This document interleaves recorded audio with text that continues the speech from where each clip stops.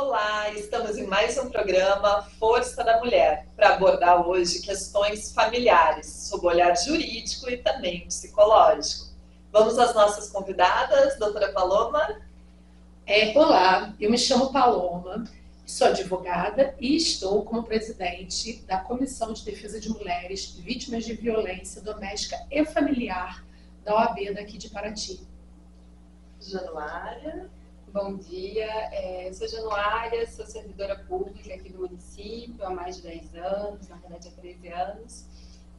Atualmente eu sou psicóloga de algumas das unidades básicas de saúde do município e tenho uma militância, uma atuação dentro da defesa dos direitos das mulheres e crianças. E faço parte de algumas coletivas militantes aqui do município. E na minha prática profissional, diariamente me deparo, com questões de violências. E é isso.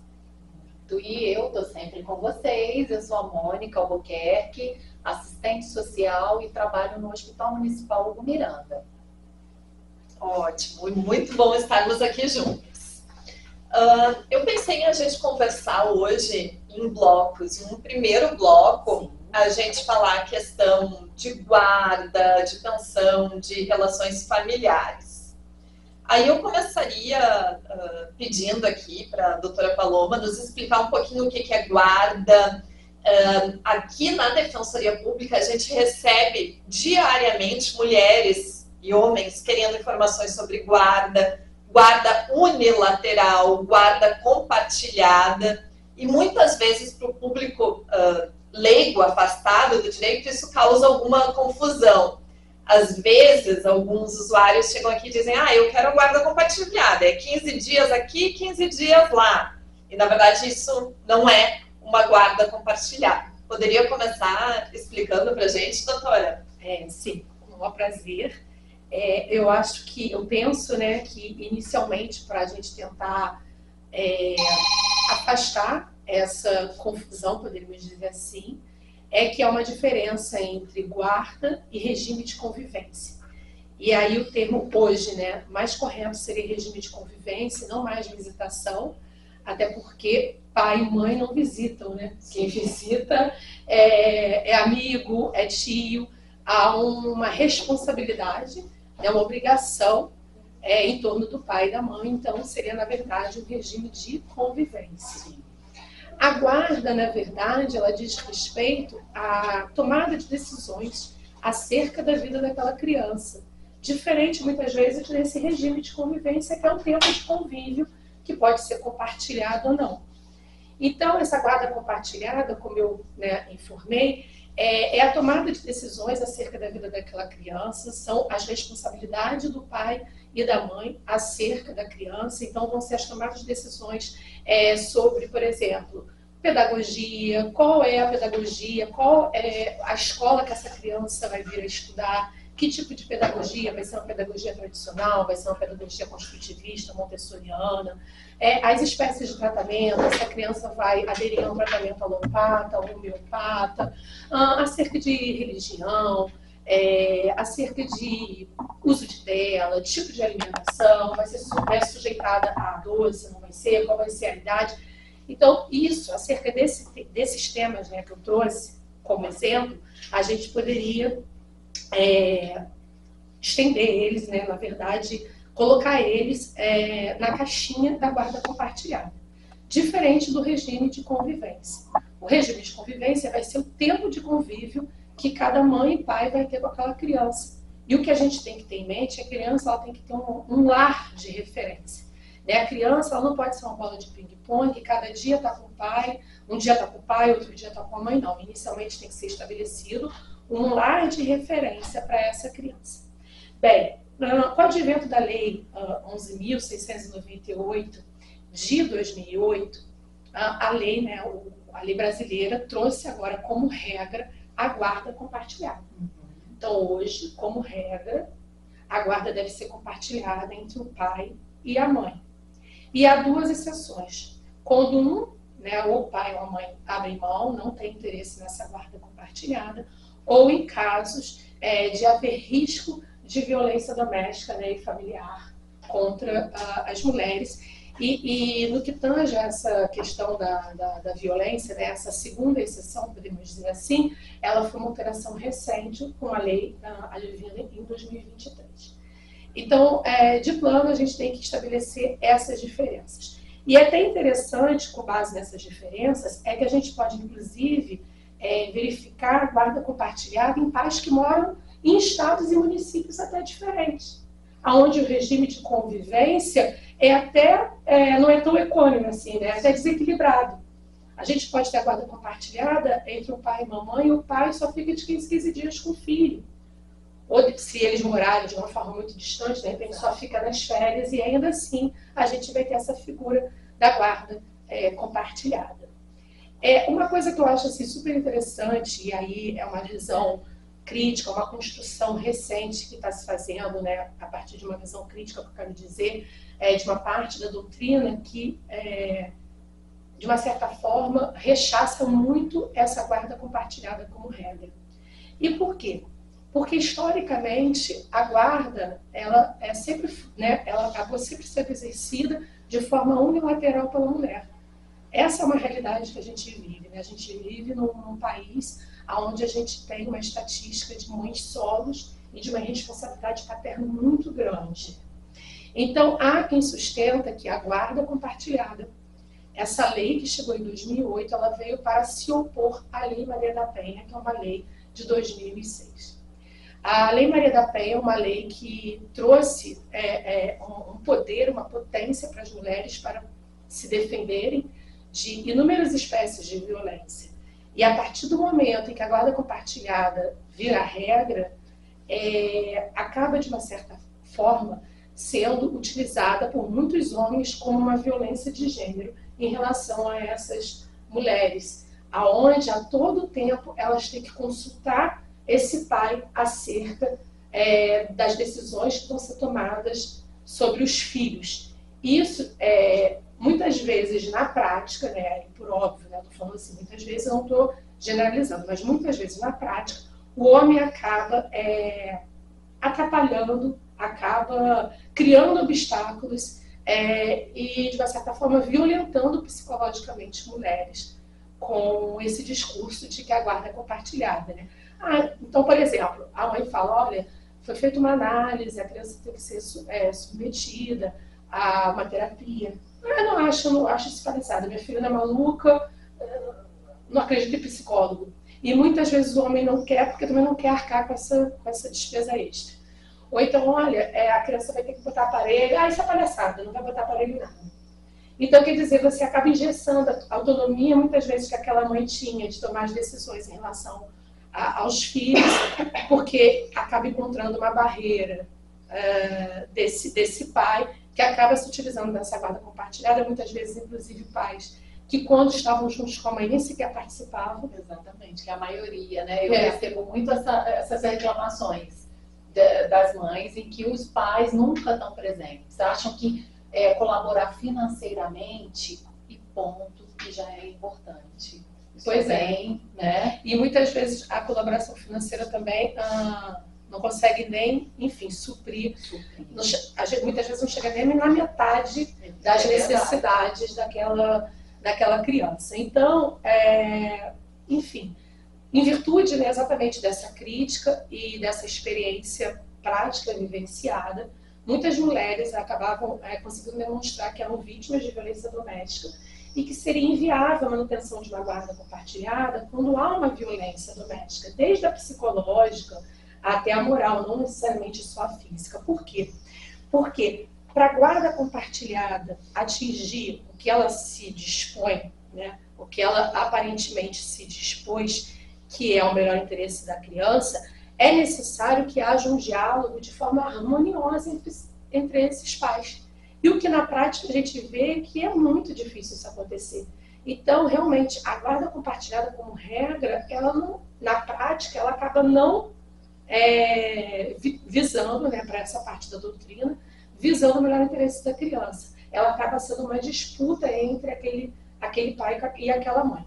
Então, em virtude dessa questão da violência doméstica, começou a se bater muito nas portas, né, do Poder Judiciário, desse questionamento, até que o STJ começou a gerar jurisprudências reconhecendo que era inviável a guarda compartilhada, né, quando houvesse a questão da violência doméstica, a ponto de 2023 haver essa alteração na lei.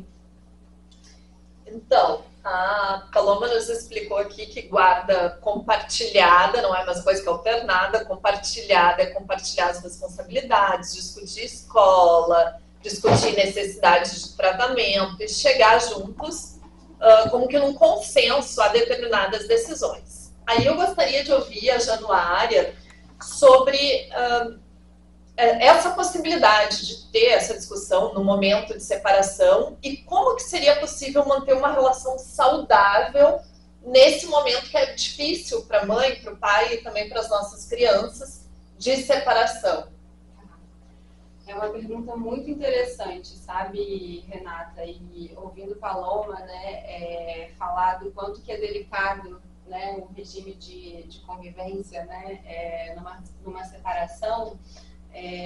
Sempre que eu atendo, tanto mulheres quanto homens, né, e lembro agora até de um caso atual, que é um homem, inclusive, que tem uma condição financeira de uma classe média, né, então são pessoas também esclarecidas, né, e ainda assim a dificuldade de manter um ambiente minimamente saudável, né, para aquela criança.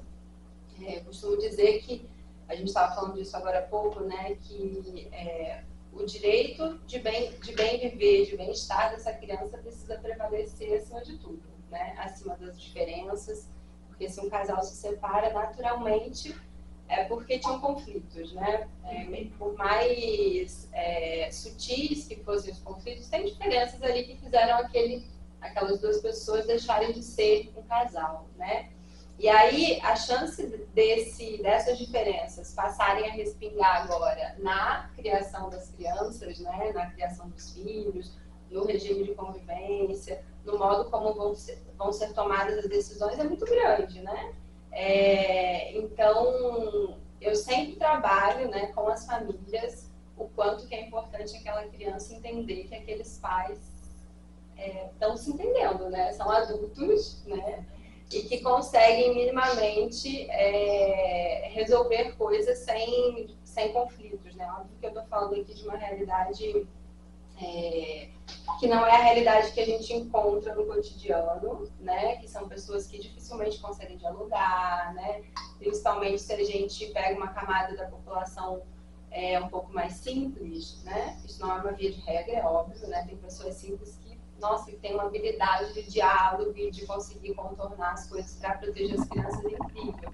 Mas a gente sabe que, numa maioria das vezes, tem tantos outros fatores envolvidos, né? Às vezes uso de substância, às vezes precariedade da vida, falta de emprego, violências, né? Porque isso vai dificultando mais ainda o trato ali com a criança, né? Mas, no geral, a recomendação é que sempre tente contornar as diferenças, né, para um diálogo saudável, para que a criança justamente entenda que, para além daquela separação, aquelas duas pessoas continuam sendo seus pais, né, e que ele é o centro, né, ele passa a ser o centro daquele casal pensar que vamos deixar as diferenças de lado, vamos pensar o que é melhor para essa criança, né? Então, assim, a recomendação é sempre que tenha esse diálogo muito afetivo, né? Embora a gente saiba que isso não é possível. E aí, quando isso não é possível, é importante que entre outras instâncias, não tem muito como ser diferente, né? E aí a Defensoria Pública entra advogados, né, advogados particulares, porque se não consegue ter um mínimo diálogo para entender o que é melhor para uma criança ou um adolescente, precisa ter uma interferência, né? Não tem muito como fugir disso.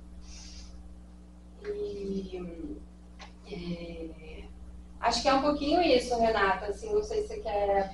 E aquela dica que nos parece óbvia, né, Januária, mas não falar do pai, não falar mal do pai para a mãe, da mãe para o pai, que isso gera sequelas. Se a gente pensar numa relação saudável, dificilmente a gente vai falar mal de alguém, né? Sei lá, se a gente tem uma amiga que fez alguma coisa ruim pra gente, a gente não vai falar mal dessa amiga na frente das pessoas, a gente vai ter um mínimo de discrição, assim, né? E aí, dentro de uma relação, né, que agora é uma relação familiar e não mais uma relação conjugal, né?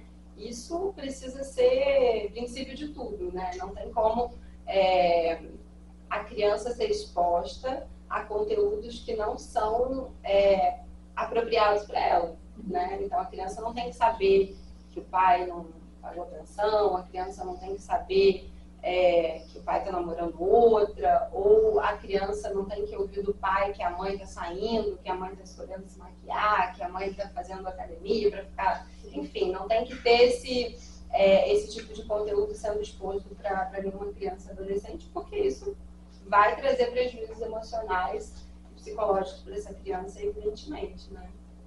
Mônica, para fechar esse primeiro bloco, teria alguma dica, alguma questão que tu enfrente na saúde? Sim, então, a gente recebe, ultimamente eu ando recebendo muito no meu plantão, doutora, e essas diferenças, né, entre os pais, elas, na verdade, estão chegando para a gente gerando muito problema para a criança. Né? Ultimamente eu estou recebendo, a criança está tendo que passar por atendimento clínico, meninas, porque é uma alergia, é o estresse, é crise de ansiedade. Por quê? Porque o pai e a mãe, como a Januária colocou, não conseguem, que era o perfeito, tentassem separar isso, não discutissem, não colocassem isso para a criança. Então, gente, o mais importante é contar conosco, contar com a rede, né? Porque eu conto muito, doutora, eu estou fazendo os encaminhamentos e sugerindo que o cuidado maior precisa ser com a criança. Porque a partir do momento que a criança adoece, agora sim chega o problema. Porque aí começam as terapias que a gente nem consegue entender até que ponto elas irão, porque a partir do momento que essa criança adoeceu, essa criança está vendo que ali o pai e a mãe não são interessantes e não tão legais para ela, que foi o caso que os casos, né, ultimamente que estão chegando para nós na saúde. Muitas vezes é um pedido de socorro o adoecimento. Na verdade, criança, né? foi o que a criança muitas das vezes até que não conseguem se expressar, porque às vezes são muito crianças e se expressam o quê? No corpo. O corpo fala, né, doutora? E aí é muita mancha, muito choro, a tristeza profunda. E o que mais choca é que são crianças pequenas demais que eram para estar bem, sorrindo, brincando, entendendo que o pai e a mãe são muito importantes para ela. Então, a minha colocação como assistente social é que podem estar contando comigo e que eu estou contando com a rede. A gente está fazendo um trabalho em conjunto, doutora, e a gente vai chegar lá. O importante é a gente amar e cuidar das nossas crianças. Perfeito. Muito obrigada. Daqui a um pouco voltamos no próximo bloco. Olá, meu nome é Josineire, sou biomédica, esperta, tenho 65 anos. Logo em breve estarei com vocês na TV Paraty, com o programa Equilíbrio e Saúde. Irei abordar vários temas ligados ao bem-estar, com participação de vários profissionais da área da saúde. Irei priorizar a melhor idade. Conto com vocês. Até então.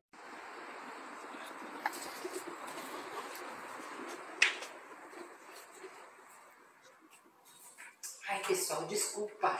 Está fazendo academia, me cuidando, né? Mas não esqueci de vocês. Hoje vou falar sobre criofrequência. É um aparelho estético indolor. Ele é eletromagnético com ondas quentes e frias. Excelente para tratar curvas de expressões, trabalhar abdômen superior e inferior e os flanquinhos. Há, inclusive, umas gordurinhas mais difíceis. Axilar do tchauzinho também, tá? Bom, eu já falei demais, né? Bom dia, eu sou o Capitão Tenente Sueiro, sou o agente aqui da Capitania dos Portos em Paraty. A agência da Capitania dos Portos em Paraty é uma organização militar componente do Serviço de Segurança do Tráfego Aquaviário.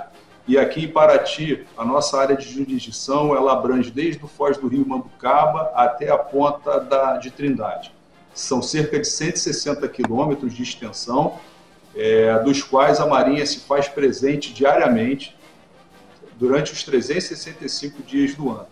Esses polos, essa área ela é dividida em polos, são 6 polos aqui, de maior atenção: sul, norte, centro, leste, ilhas e enseados, de forma que a gente consiga atender todas as demandas aqui com relação à segurança do tráfego aquaviário, a salvaguarda da vida humana no mar e a prevenção da poluição hídrica.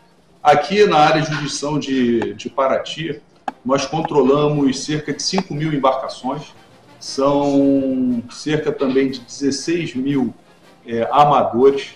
Quer dizer, a área de jurisdição de Paraty, em razão da própria importância turística dela e da demanda apresentada ao longo do tempo, e isso só cresce, destaca a atuação da Marinha aqui na região.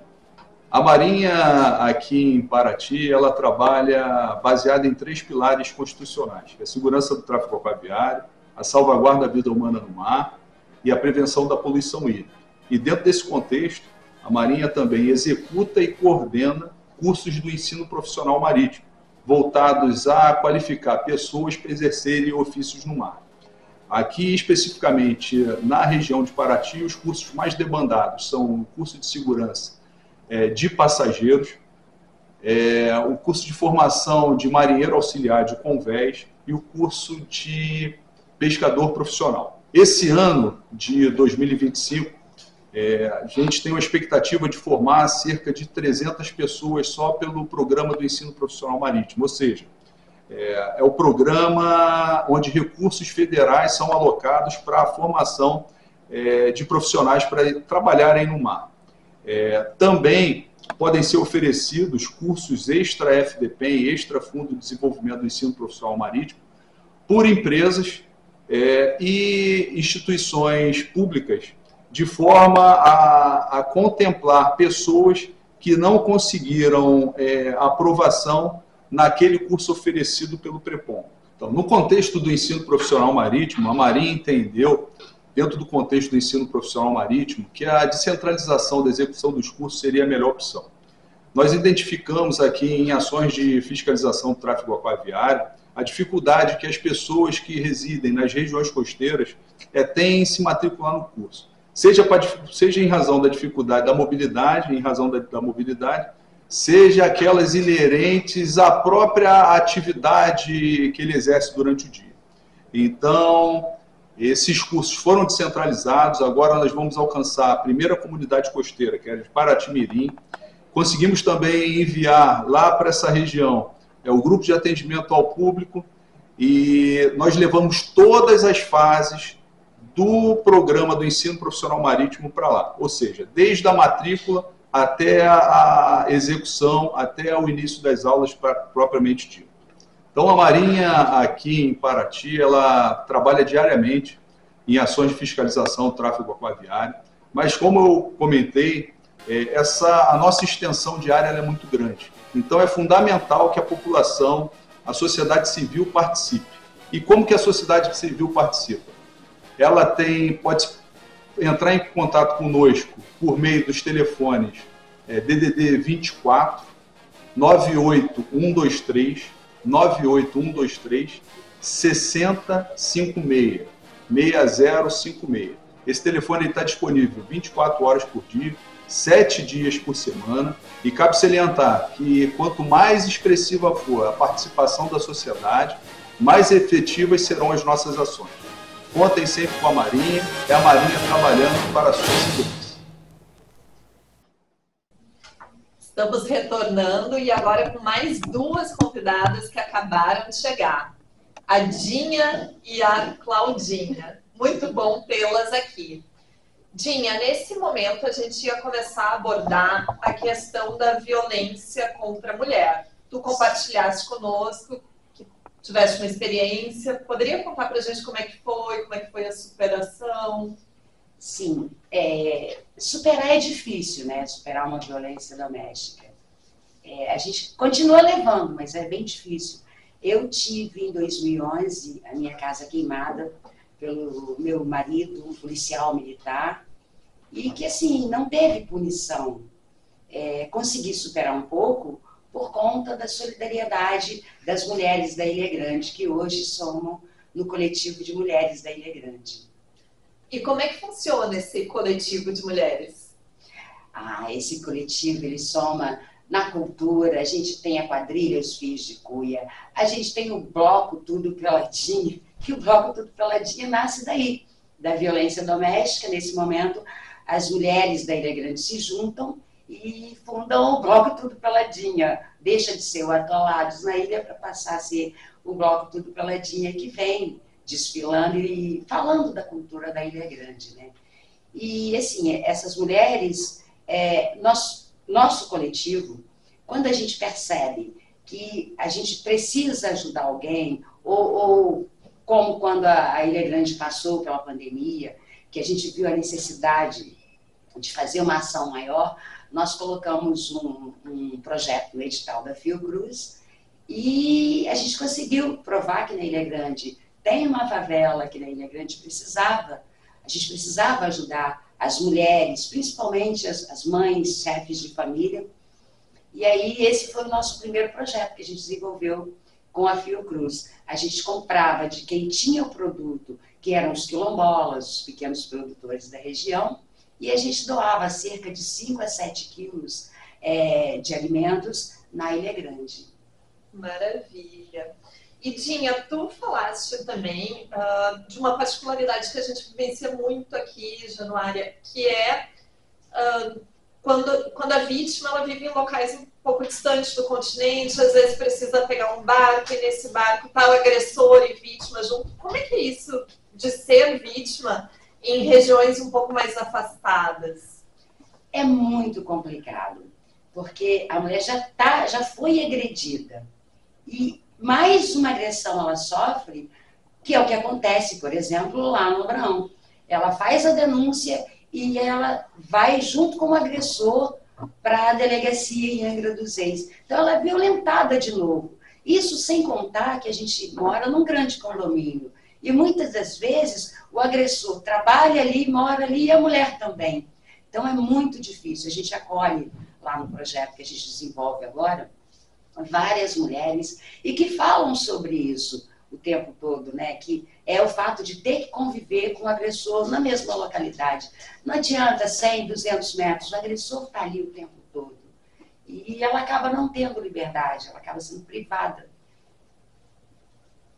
O que a gente observa é que a violência contra a mulher está em todos os lugares. Está na cidade, está no quilombo, está numa comunidade caiçara. E às vezes a mulher que pertence a uma comunidade, ela acaba tendo que sair da sua comunidade pela violência que sofreu. Então é uma dupla violência. Ela sofre a violência e ainda precisa ser afastada do seu território. Januária, já enfrentou esse tipo de situação? Como é que você vê isso? São casos diários, né? Eu acho que eu costumo dizer que meus atendimentos nas unidades básicas de saúde, né? Eu sou psicóloga para Claudinha.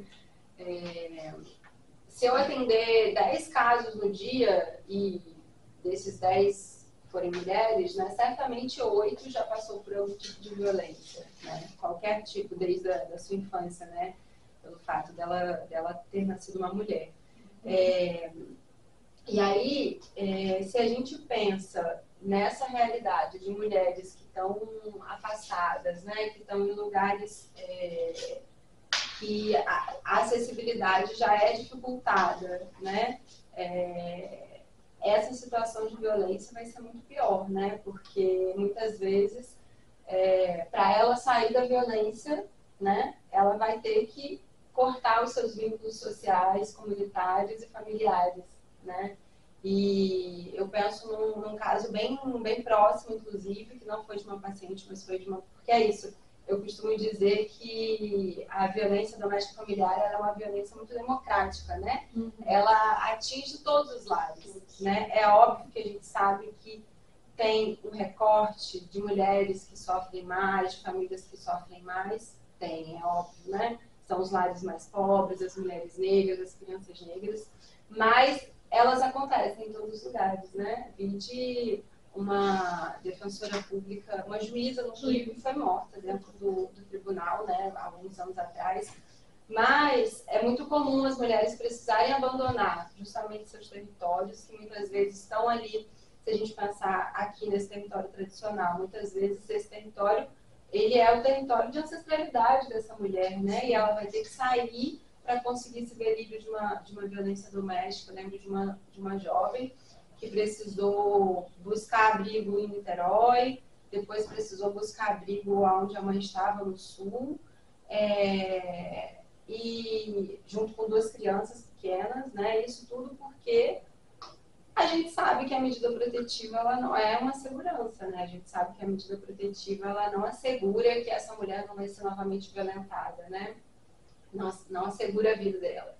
Então, são revitimizações, né? Se a gente pensar, são novas violências que essa mulher vive por ter que sair do seu ambiente que tem rede de apoio normalmente, porque também é isso, as redes de apoio não dão conta da violência, né? Na verdade, a violência ela precisa ser cuidada de forma, se a gente pegar o termo da intersetorialidade, né? Mas ela tem que ser cuidada de uma forma íntegra, né? Todo mundo devia ser responsável pela violência para que a gente consiga combatê-la, né? Para que a gente consiga proteger uma mulher, né? Então, é muito comum, Renata, ver mulheres que precisam sair dos seus ambientes, né? Os ambientes que normalmente são ambientes afetivos, para conseguirem se ver livres da violência, né? Enquanto que o correto seria esse homem ser retirado, né? Esse homem sair, né? Mas e quantas mulheres que não largam tudo, não largam casa, não largam, né, seus bens, geladeira, fogão, Na verdade, abdicam de tudo. de né? tudo para poder ter um mínimo de paz e segurança, né? Porque é isso. Eu estava falando sobre a questão do estupro, né, com esse caso emblemático que a gente teve em São Paulo essa semana, que são casos diários, mas que, né, o quanto que a gente, numa situação dessa, a gente quer sobreviver. Então, a gente vai lutar com aquele homem para tentar escapar de todos os jeitos, né? E na violência doméstica, familiar, não deixa de ser... e aí a gente não deixa de ser a mesma coisa. A gente vai lutar com unhas e garras para sair daquela... Quando a gente consegue forças, né? Porque demora para a mulher ter forças, muitas vezes, para sair, né? Dina falou da experiência dela, talvez melhor do que eu saiba disso, quanto que muitas vezes é uma situação de violência, é 2, são as situações sutis, diárias, que são as violências. Assim, você começa com aquela violência psicológica, que a pessoa chega perto de você baixinho, aí o vizinho não ouve, a vizinha não ouve, você continua ali, né, presa naquele mundinho, que é psicológico primeiro, para depois começar a violência. O problema é esse, né? De quando chega nesse ponto da violência, porque você já está... Aí você, de alguma modo, toma uma coragem para sair, para se expor. Né? Porque ainda tem isso, né? Porque tem a falação do vizinho, tem a tia, porque você ficou tanto tempo presa nisso. Tem esse lado da vergonha muitas vezes você vê isso. As pessoas relatam, porque eu tinha vergonha de pedir ajuda, porque eu tinha vergonha de falar, porque na escola meu filho vai ser hostilizado. E por mais difundido que seja hoje, as outras formas de violência, né? Hoje a gente sabe que não é só a violência física que é considerada violência, por mais que seja difundido, muitas mulheres, sempre na triagem, né, nas primeiras consultas, eu pergunto se aquela pessoa, né, e a gente está falando aqui das mulheres, se ela já viveu alguma situação de violência na vida, na relação. E aí muitas vezes elas falam, violência não, mas ele me xingava, mas ele falava que eu não ia conseguir ninguém, ou no abuso sexual na infância. Eu não fui abusada, mas tinha um avô meu que passava a mão em mim toda vez que eu ia na casa dele. Então, assim, por mais que seja difundido hoje isso, essas informações, muitas pessoas não conseguem se reconhecer no papel de vítima mesmo, né? De ter vivenciado aquilo. E é isso, precisa de um tempo. Não é um tempo cronológico, né, gente? É um tempo muito subjetivo. E uma mulher que vive violência doméstica, eu gosto sempre de falar isso, né? E a gente pensando até nessa pergunta que você traz, Renata, das mulheres terem que abdicar dos seus territórios, sair das suas vidas, né? O quanto que uma mulher que vive violência doméstica, uma família que vive violência doméstica, porque aqui a gente está falando das relações familiares, né? Quanto que as crianças, o quanto que essa mãe, ela vive uma vida muito solitária, né? E o quanto que a gente não pode soltar a mão dessas mulheres. Porque, assim, é uma vez, é duas. Aí tem uma vez que ajuda uma vez, uma família que ajuda, não, um familiar que ajuda outra. E aí aquilo se repete, aquela mulher volta. Ok, você vai voltar e eu vou estar ali com você, sabe? Você até me emociona de falar isso, porque eu sei o quanto que isso é importante, o quanto que é importante a gente não soltar a mão da mulher em hipótese nenhuma, mesmo que a decisão que ela tenha feito seja de renunciar e ficar, sabe? E quem está sempre do lado é sempre uma mulher, né? Sempre, os coletivos de mulheres. Sempre, eu costumo dizer que se a gente perguntar para todas nós aqui, até talvez, né, para um homem que é dentro dessa sala, se no momento de necessidade, no momento de dificuldade, quem foi que ajudou? Normalmente, 90% das vezes vai ter sido uma mulher.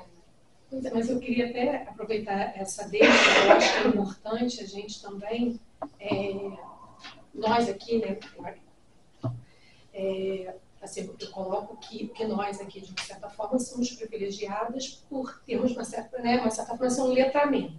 Um letramento no sentido de conseguir perceber o que é violência, ter essa percepção e de acolher essa mulher.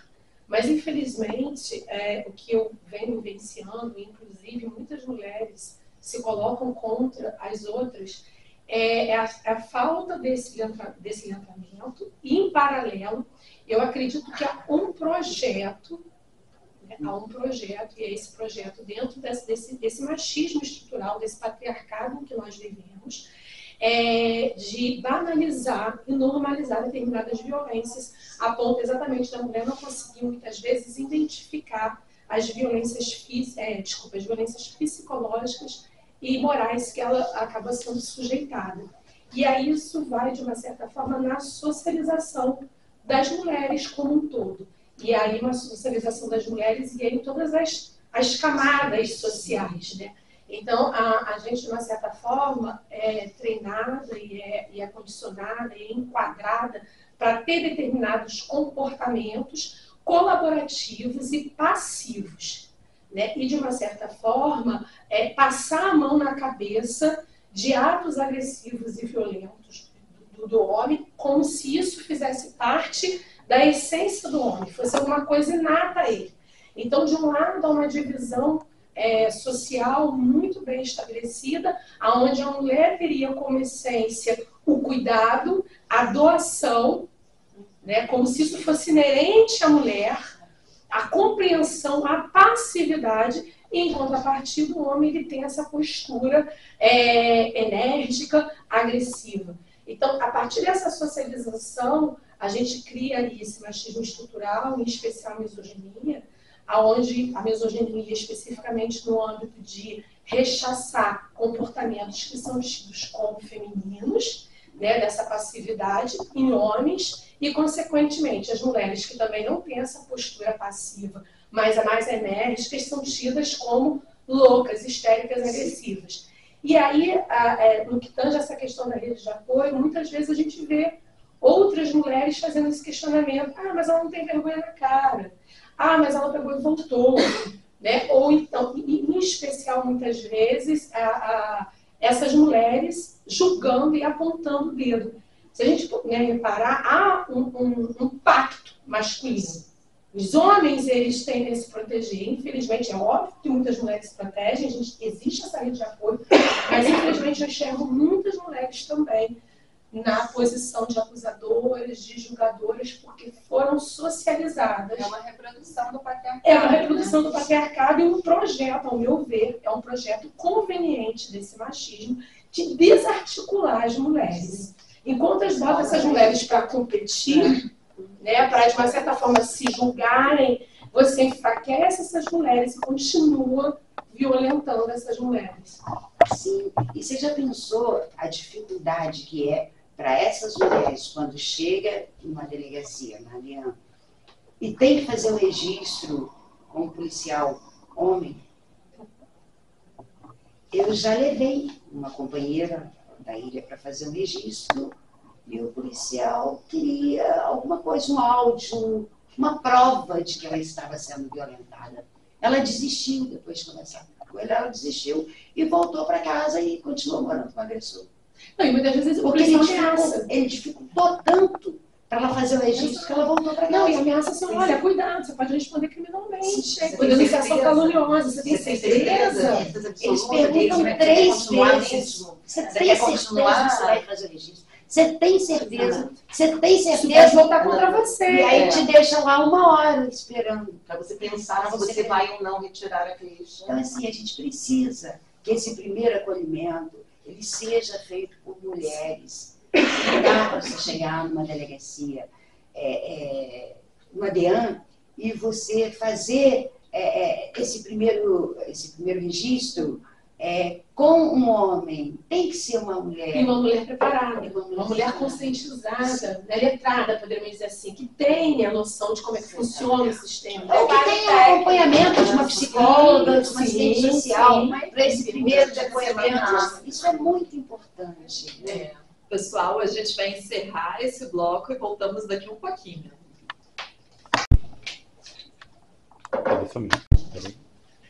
Então, estamos de volta para conversar sobre as questões da violência contra a mulher e violências em relações familiares. Paloma, quais são as formas de violência? Se falou aqui que muitas vezes, e eu percebo muito isso, que a mulher não nota aquela violência que é psicológica. Como é que vai aumentando isso?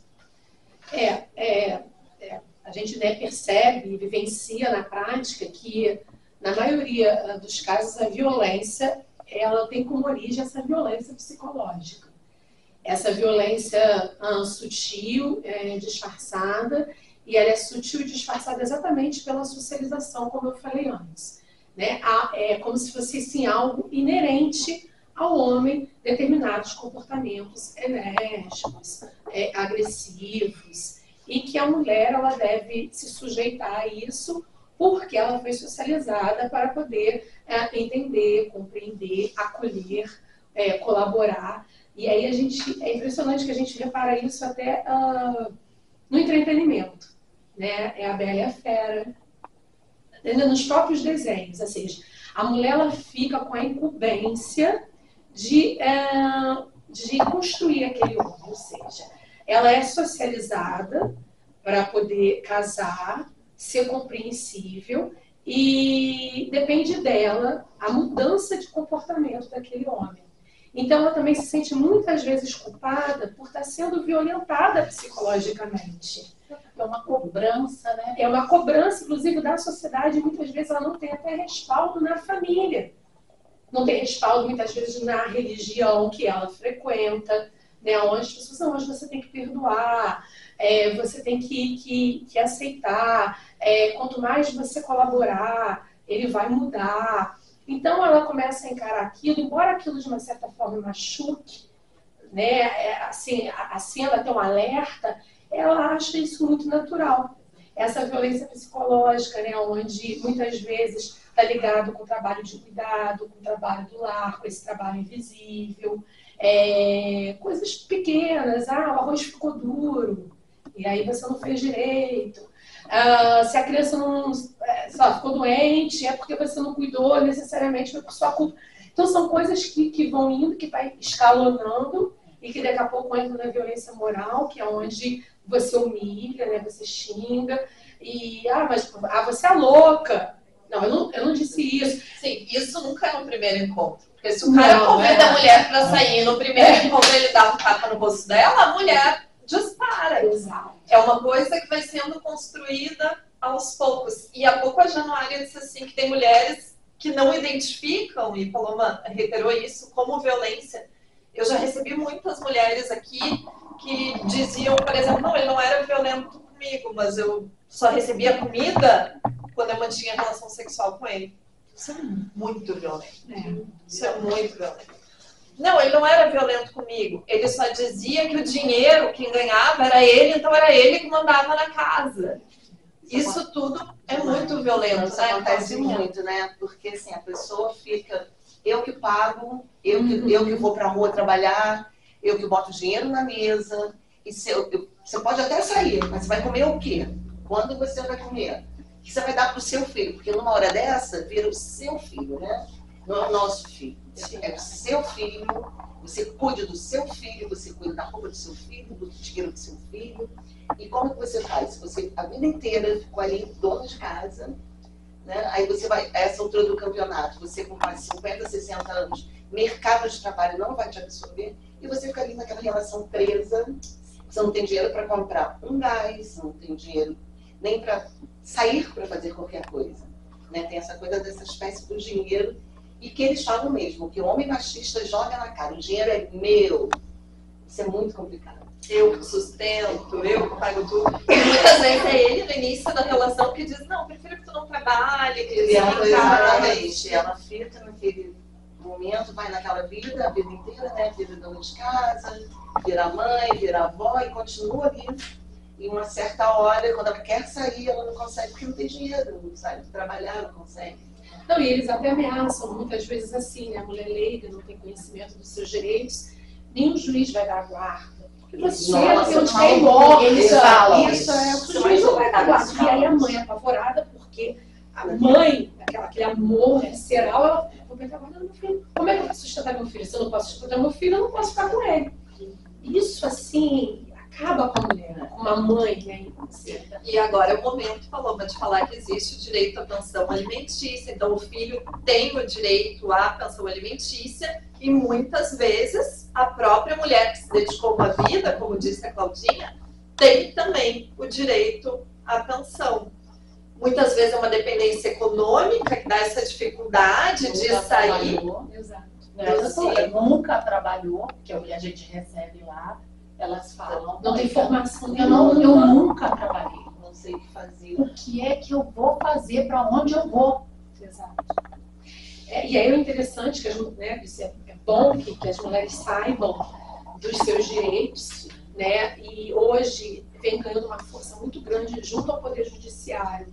Esse trabalho invisível, não remunerado, né? Um trabalho de cuidado da sobrecarga materna. Então, sim, essa mulher tem direito a uma pensão alimentícia para ela, não só para o filho, ou seja, então acumularia a pensão dele e para o filho. É bem verdade que o Poder Judiciário ele é um pouco resistente a dar de forma vitalícia, mas a gente tem que provar, porque muitas vezes essa mulher já é uma mulher idosa, ou está próxima da idade de ser idosa e nunca se inseriu no mercado de trabalho, a chance dela conseguir se reinserir, quer dizer, reinserir não, né? Se colocar, é muito difícil. E o que é interessante, que as mulheres não podem perder de vista, é que elas têm o direito de se manter nesse lar. Mesmo, inclusive, essa casa sendo de propriedade exclusiva dele. Né? Vamos supor que ele adquiriu esse bem antes do casamento ou da união estável. Ainda que seja de propriedade exclusiva dele, essa mulher tem o direito de permanecer com os filhos nessa casa. E se a propriedade for comum, se ela permanecer, ela não é obrigada também a pagar a metade, né, do valor que seria de aluguel, uma vez em que é o condomínio. Então, são questões que a gente consegue muitas vezes pleitear. E em casos de violência doméstica, é a medida protetiva de afastamento do lar, onde essa mulher permanece nesse lar. E teve um caso paradigmático aqui em Paraty, que o afastamento do agressor foi da aldeia. Ele não poderia retornar à aldeia, porque a vítima tinha o direito de permanecer lá, justamente por aquilo que a gente falava. A mulher vítima ainda tem essa outra questão de precisar sair do seu território. E é isso que a gente está falando, né? Que a Ilha Grande é isso. Você não tem para onde ir, né? Você não tem como sair. Você vive ali, você nasceu ali, sua vida está ali. E assim, você não tem um afastamento de 200 metros, você vai para a praia, você vai para a mata. E muitas das vezes essas mulheres têm mesmo que sair da ilha, porque não conseguem permanecer. Principalmente quando o agressor ele já é cansado. E isso, Renata, seria uma ótima deixa para a gente falar dessa questão da lei de alienação parental, onde muitas vezes as mulheres têm que sair e quando saem com filhos, ainda são violentadas novamente, acusadas de alienação. Vamos fazer nosso próximo bloco, então, sobre a questão da alienação parental. Olá, meu nome é Josimeire, sou biomédica, esteta, tenho 65 anos. Logo em breve estarei com vocês na TV Paraty, com o programa Equilíbrio Saúde. Irei abordar vários temas ligados ao bem-estar, com participação de vários profissionais da área da saúde. Irei priorizar a melhor idade. Conto com vocês. Até em breve. Bom dia, eu sou o Capitão Tenente Sueiro, sou o agente aqui da Capitania dos Portos em Paraty. A Agência da Capitania dos Portos em Paraty é uma organização militar componente do Serviço de Segurança do Tráfego Aquaviário. E aqui em Paraty, a nossa área de jurisdição, ela abrange desde o Foz do Rio Mambucaba até a ponta de Trindade. São cerca de 160 quilômetros de extensão, dos quais a Marinha se faz presente diariamente durante os 365 dias do ano. Esses polos, essa área ela é dividida em polos, são 6 polos aqui, de maior atenção: sul, norte, centro, leste, ilhas e enseadas, de forma que a gente consiga atender todas as demandas aqui com relação à segurança do tráfego aquaviário, a salvaguarda da vida humana no mar e a prevenção da poluição hídrica. Aqui na área de jurisdição de Paraty, nós controlamos cerca de 5.000 embarcações, são cerca também de 16.000 amadores. Quer dizer, a área de jurisdição de Paraty, em razão da própria importância turística dela e da demanda apresentada ao longo do tempo, e isso só cresce, destaca a atuação da Marinha aqui na região. A Marinha aqui em Paraty, ela trabalha baseada em 3 pilares constitucionais: a segurança do tráfego aquaviário, a salvaguarda da vida humana no mar e a prevenção da poluição hídrica. E dentro desse contexto, a Marinha também executa e coordena cursos do ensino profissional marítimo, voltados a qualificar pessoas para exercerem ofícios no mar. Aqui, especificamente na região de Paraty, os cursos mais demandados são o curso de segurança de passageiros, o curso de formação de marinheiro auxiliar de convés e o curso de pescador profissional. Esse ano de 2025, a gente tem uma expectativa de formar cerca de 300 pessoas só pelo programa do ensino profissional marítimo, ou seja, é o programa onde recursos federais são alocados para a formação de profissionais para trabalharem no mar. Também podem ser oferecidos cursos extra-FDP e extra-Fundo de Desenvolvimento do Ensino Profissional Marítimo por empresas e instituições públicas, de forma a contemplar pessoas que não conseguiram aprovação naquele curso oferecido pelo PREPOM. Então, no contexto do ensino profissional marítimo, a Marinha entendeu, dentro do contexto do ensino profissional marítimo, que a descentralização da execução dos cursos seria a melhor opção. Nós identificamos aqui em ações de fiscalização do tráfego aquaviário a dificuldade que as pessoas que residem nas regiões costeiras têm em se matricular no curso. Seja em razão da dificuldade da mobilidade, seja aquelas inerentes à própria atividade que ele exerce durante o dia. Então, esses cursos foram descentralizados, agora nós vamos alcançar a primeira comunidade costeira, que é de Paraty-Mirim.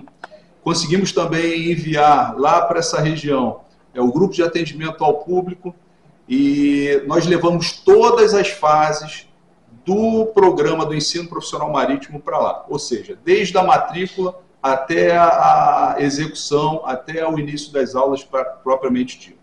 Então, a Marinha aqui em Paraty, ela trabalha diariamente em ações de fiscalização do tráfego aquaviário, mas como eu comentei, a nossa extensão diária é muito grande. Então, é fundamental que a população a sociedade civil participe. E como que a sociedade civil participa? Ela pode entrar em contato conosco por meio dos telefones DDD 24 98123 6056. Esse telefone está disponível 24 horas por dia, 7 dias por semana, e cabe salientar que quanto mais expressiva for a participação da sociedade, mais efetivas serão as nossas ações. Contem sempre com a Marinha, é a Marinha trabalhando para a sua segurança. Então, no último bloco, a Paloma nos deixou um assunto aqui, alienação parental. Paloma, eu gostaria que você explicasse para quem está nos ouvindo, de forma bem didática, o que é alienação parental. Então, é até difícil, né, explicar, porque, na verdade, esse termo, né, alienação parental, ela teve como origem a criação de uma síndrome, mas que, na verdade, não foi reconhecida cientificamente como uma doença. Um psiquiatra norte-americano, ele desenvolveu essa pseudo-síndrome, né? E na origem ele atribuiu essa síndrome às mulheres. Então, originariamente, só quem desenvolvia essa síndrome eram as mulheres. Ou seja, que síndrome seria essa? Começou a se observar, né, nos Estados Unidos o aumento dos divórcios e o aumento também, consequentemente, da manifestação das crianças em não quererem conviver com o pai. E aí ele criou, né, aí eu vou falar por mim, né, acabou se criando um estereótipo em torno dessas mulheres, como se essas mulheres elas fossem ressentidas, que não lidavam bem, não estavam lidando bem com o fim daquele relacionamento. E, em função disso, elas, para se vingarem desses homens, elas utilizariam as crianças para atingir ao homem, né? Então, assim, passariam a falar mal do pai para as crianças e começaria a tentar convencer as crianças de que o pai não era uma pessoa boa, não era uma pessoa legal e, consequentemente, as crianças passariam a não mais querer conviver com o pai. A questão é que o que se observa, né, na prática, empiricamente, que não é bem isso.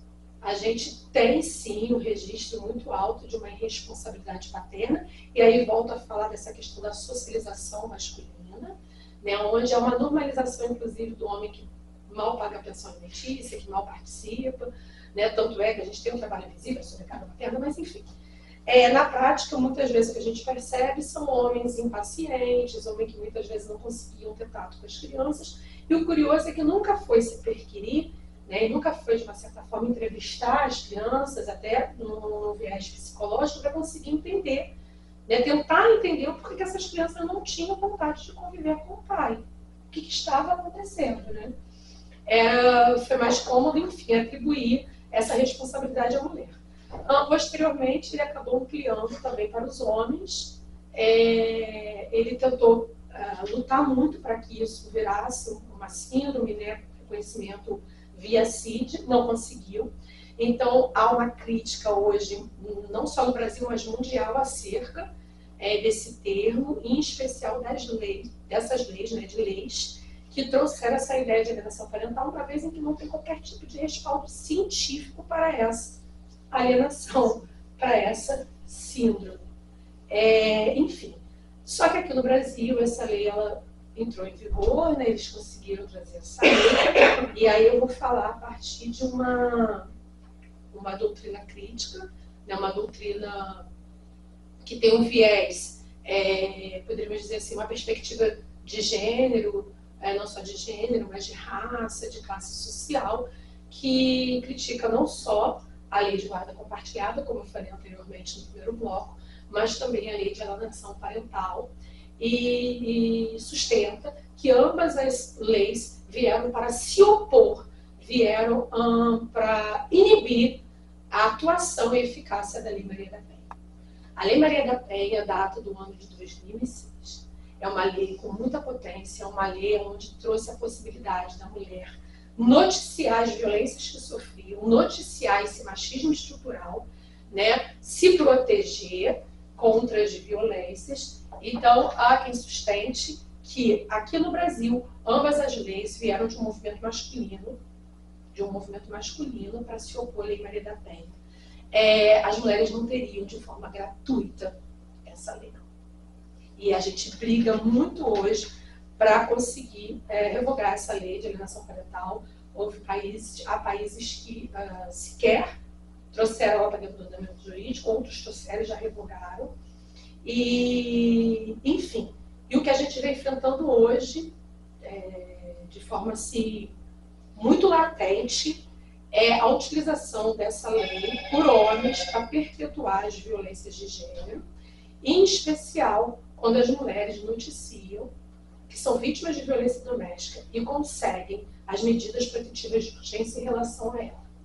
A questão é que quando a mulher consegue a medida protetiva de urgência em relação a ela, e isso não se estende aos filhos, em especial de distanciamento, e eu acho muito interessante essa questão das mulheres terem que sair do seu âmbito, né, onde ela possui muitas vezes rede de apoio, ou, ao contrário, saírem daquele lugar onde elas não têm rede de apoio e irem para uma outra localidade onde elas teriam rede de apoio, elas acabam sendo acusadas por esses pais de alienadores, porque a lei não permite que os genitores, né, a lei aqui no Brasil serve para os dois, mas na prática a gente acaba percebendo que são as mulheres que são condenadas como alienadoras. E a gente viu agora, recentemente, duas situações. Uma no caso no estado do Maranhão, onde essa mulher foi para São Paulo e por um triz ela conseguiu depois reformar a decisão do tribunal, e de uma outra aqui em Penedo e Juiz de Fora, inclusive uma médica. E aí a gente vê que não é exclusivo de uma camada mais, né, desprovida. E aí o que acontece? Essas mulheres, vítimas de violência doméstica com medidas protetivas de urgência, muitas vezes se mudam do município ou do estado sem autorização desse pai, e sem autorização, consequentemente, judicial, né? Para se proteger. Para se proteger, para muitas vezes ter uma rede de apoio, ou até teria uma rede de apoio naquele local, mas ela estava extremamente insegura, como é o caso, né, que a senhora trouxe da Ilha Grande. E é impressionante. E vem um processo, uma acusação de que ela é alienadora, e essas mulheres ficam apavoradas, porque elas acabam perdendo essa... Inclusive, assim, o homem passa até a guarda unilateral das crianças, e o convívio também muitas vezes maior e não ouvem as crianças, porque assim, se é uma lei para proteger as crianças, muitas vezes a gente percebe no Poder Judiciário decisões liminares, ou seja, se ouvir a outra parte, se ouvir a criança, assim, de uma arbitrariedade enorme. E tem uma uma atitude perversa, né? Porque essa mulher também poucas vezes é orientada, por exemplo, que ela não pode sair do estado sem autorização, né? Então tem uma rede falha também, né? Que não fala para essa mulher, olha, se você tomar uma atitude, né? Se você tomar essa atitude, você pode sofrer essa consequência, porque é uma lei ainda, né? Então, e sabe o que é pior, Januária? Infelizmente, é que profissionais da área do direito, advogadas e advogados, por falta de conhecimento técnico especificamente sobre a Lei Maria da Penha, orientam essas mulheres. Eles orientam. Eu peguei um caso que por um triz ela não foi. Eu peguei um caso de uma mulher, ela paraibana, ele pernambucano, ambos morando no Rio de Janeiro, já há mais de 13 anos, casados. Houve caso de violência doméstica, e ela falou para uma conhecida minha, que foi inclusive quem me indicou para ela, que nem era do direito, mas de tanto eu falar, orientou ela, estou indo embora para Paraíba amanhã com as minhas filhas. Lá eu tenho rede de apoio. Eu já falei com a advogada, ela disse que eu posso ir, não tem problema nenhum, porque eu tenho medida protetiva. Aí essa conhecida falou, pelo amor de Deus, não faz isso. Não, mas a advogada disse que não tem problema, a advogada falou, não tem problema. Ela, pelo amor de Deus, não faz isso, você vai perder a guarda das suas filhas, né? De forma leiga, a minha conhecida falou para ela, conversa com a Paloma. E aí eu falei, não vai, expliquei para ela, só pode ir com autorização dele. Se caso ele não autorize, você tem que ajuizar uma ação para suprir, né, essa ausência de autorização dele por meio do judiciário. E é isso muitas vezes que é a desinformação. infelizmente. Realmente, olha só, é muito difícil você conseguir, ó, vamos lá, aqui, eu sou vítima de violência doméstica, por que eu não posso ir embora? Muita informação Assim, na cabeça da pessoa. entender. Aí a pessoa é surpreendida, É novamente. tão óbvio, né, que ela Ela poderia ir embora e levar os filhos. Exatamente. Até porque, geralmente, ela que sempre cuidou dos filhos. Mas acontece, em quanto tempo ela conseguiria, numa lei, assim, você falou, não vai. Aí ela quer então fazer direitinho para ela ler. Quanto tempo ela conseguiria sair dessa permissão? Aí É depende. rápido? Então, a gente pede rápido, a gente tenta pedir, né? De forma, mostrar para o juiz, que seja assim. Minimamente, acho difícil o juiz de repente vai querer ouvir, né? Se tiver bem demonstrado. Demonstrado, ele até autoriza. De repente, Mas aí a gente já rápido, depende né? da questão do judiciário. E a gente já. Porque já aí entra. varia, né? Por exemplo, aqui a gente tem uma vara que é muito rápida. Não estou falando nesse assunto, estou falando em vários assuntos. E eu tenho os processos do Rio de Janeiro, que há 2 meses não vai para conclusão. E eu faço o balcão, peço para conclusão, já despachei com a juíza, não vai para conclusão. Aí para a mesa do juiz. Para a mesa pra do ele juiz decidir. decidir. Aqui é muito rápido. Os meus processos aqui andam infinitamente mais rápido do que os meus processos na capital. Então é muito, não tem como a gente falar aqui que a gente seria leviano e desonesto. Tanto tempo, 24 horas, não tem como, porque não depende da gente, a gente depende de um terceiro, que é o juiz, né, que não tem como saber. Aí varia de cidade para cidade, de comarca para comarca. Mas nesse caso da sua, que você citou agora dessa pessoa, demorou quanto tempo? Então, no caso dessa pessoa, o que aconteceu? Ela se arrependeu, enfim, como muitas mulheres, ela se arrependeu. E aí eu acabei assistindo ela, representando ela para revogar as medidas protetivas de urgência. Mas ela reatou porque o caso dela é muito específico. Ele estava passando por um problema de depressão. Eles sempre tiveram um relacionamento muito bom, de muito respeito. Ele ficou desempregado quando a outra filha tinha 9 meses, enfim. Ele estava num momento bem complicado. E, até agora não aconteceu Ele mais. vai se cuidar, provavelmente. Não, né? então, ele se comprometeu com ela a mudar o tratamento, a se cuidar, e até então ele nunca mais fez isso. Não fez. Acho que foi uma questão pontual, sabe? Mas como era uma pessoa muito...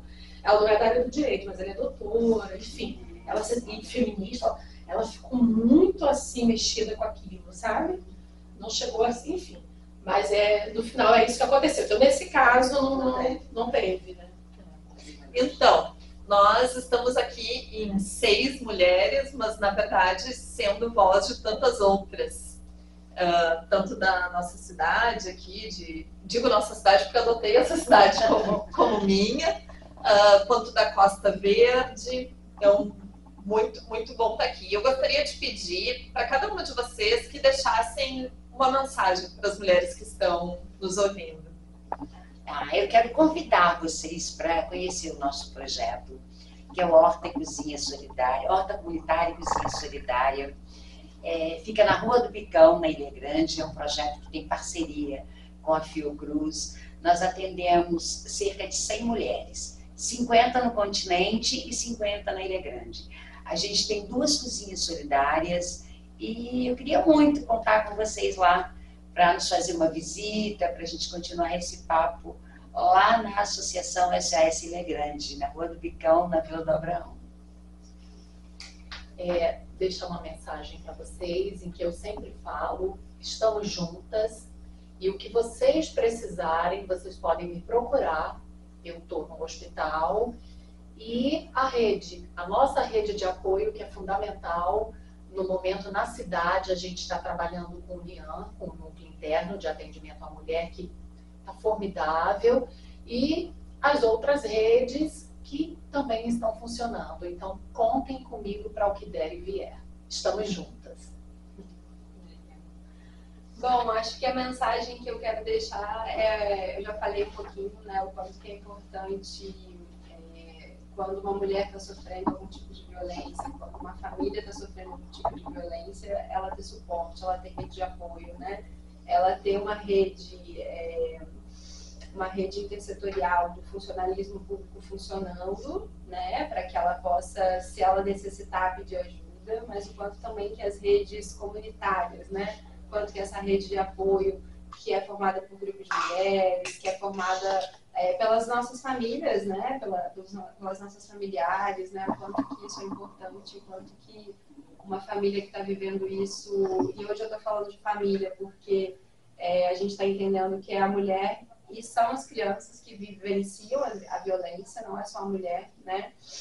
Uma casa que tem violência doméstica familiar, as crianças e adolescentes que estão presentes nela também são vítimas da violência, né? Por mais que não seja violência direta, mas uma criança ouvir um pai agredindo verbalmente uma mãe ou fisicamente, como, né, é muito comum, essa criança também está submetida à violência, né? Então, quanto que essas famílias, quanto que essa mulher precisa de suporte, ela precisa ter uma mão estendida sempre que ela pedir ajuda e é isso, também me coloco à disposição nos postos de saúde que eu trabalho, para estar acolhendo qualquer mulher que passe por uma situação de violência, ou que esteja passando, ou que já tenha passado, porque a gente sabe que ficam muitas sequelas, né? Então, essa mulher, normalmente, essa criança, esse adolescente, eles precisam de cuidado para que, justamente, também essa violência não volte lá na frente mascarada de outras coisas, para que essa criança, esse adolescente não passe a ser um agressor, por exemplo, ou para que essa mulher não venha a sofrer violência novamente, né? Então, esse cuidado é muito importante e, assim como eu, as equipes de saúde de atenção primária também estão se capacitando para estar acolhendo casos de violência. E é isso, acho que a gente está avançando muito. Obrigada.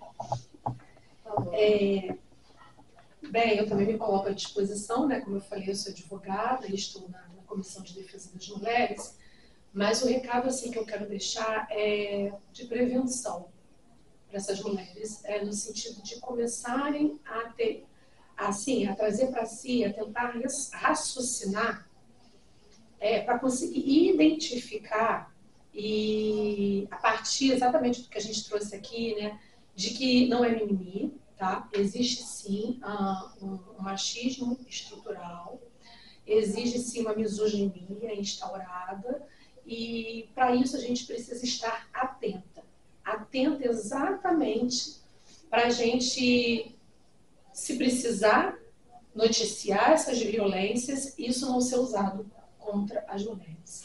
Então, embora hoje a gente saiba que a voz da mulher, né, que a declaração da mulher, ela tem um peso, ela tem uma validade, porque muitas vezes essas violências acontecem no âmbito doméstico, onde não existe, né, testemunhas, ainda assim mulheres tentam produzir provas, tentam gravar de forma disfarçada também, sem expor, né, a sua integridade física, dentro do possível, tentam se resguardar, não registram via mensagem de WhatsApp, mensagens agressivas para esse homem, né? Porque, como eu falei, infelizmente a gente vive numa sociedade onde a mulher é socializada para colaborar.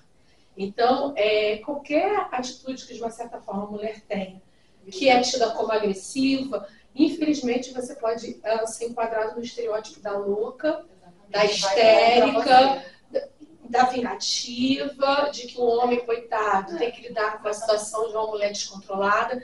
Então, assim, acho que a mensagem que eu dou não é que para você ser passiva, mas para você estar sempre ligada e sempre se resguardando para evitar se enquadrar, né, para evitar que te enquadrem, né, retificando, nesse estereótipo. Cuidado com redes sociais, com o que posta em redes sociais, porque isso vem sendo usado no Poder Judiciário contra as mulheres.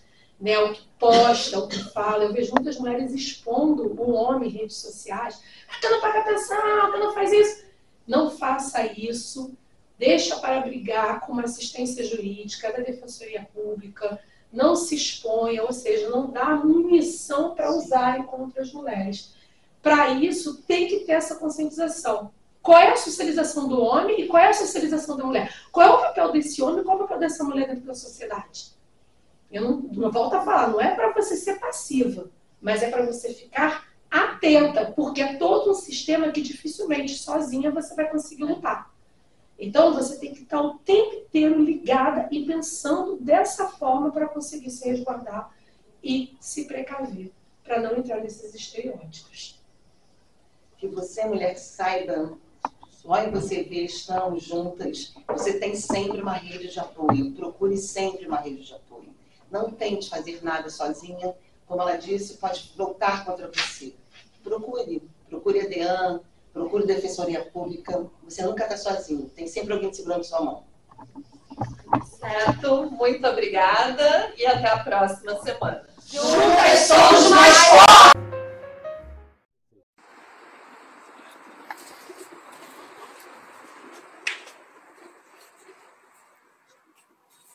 Ai, pessoal, desculpa. Estava fazendo academia, me cuidando, né? Mas não esqueci de vocês. Hoje vou falar sobre criofrequência. É um aparelho estético indolor. Ele é eletromagnético com ondas quentes e frias. Excelente para tratar curvas de expressões, trabalhar abdômen superior e inferior e os flanquinhos. Há, inclusive, umas gordurinhas mais difíceis. Axilar do tchauzinho também, tá? Bom, já falei demais, né? Vamos trabalhar? Olá, gente, tudo bem? Eu me chamo Mônica Albuquerque, tá? Eu sou de Paraty, eu tô aqui há 22 anos, eu sou assistente social e agora a gente vai falar sobre uma coisa maravilhosa que tá chegando para nós, que é um programa incrível que vai ser estreado dia 1º de maio, se chama Força da Mulher.